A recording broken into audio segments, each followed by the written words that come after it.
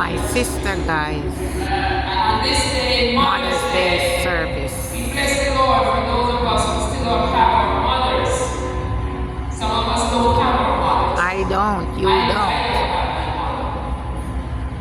But bless the Lord that we have health and strength and we're here today. Angela Johnson And I just Lindsay. want to read a few verses from Proverbs 31:25 to 27. She is clothed with strength and dignity. She can laugh days to come. Those words we can extend to our mothers and to the mothers who are here with us. She's clothed with strength and dignity. Because you know, a mother has to have all of those things. Strength and dignity. She can laugh at the days to come. Why? Because she has God. Because she has our Almighty Father, who she can go to on her knees and who will answer her prayers and bring joy and peace and food and clothing and shelter to her family. Yes, yes.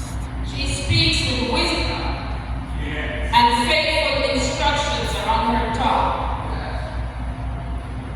As a mother, we guide our children.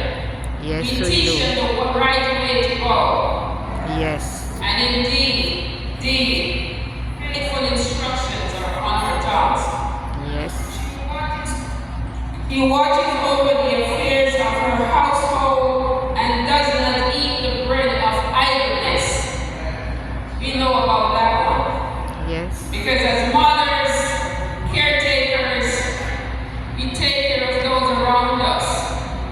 And we're not idle. We occupy our time with all the things that we need to do to make life happy for those we take care of. Yes, And yes. we thank God each and every day that we have the health and the strength to do it. Yes. Bless the Lord. Amen. As Bishop Shoemake often says,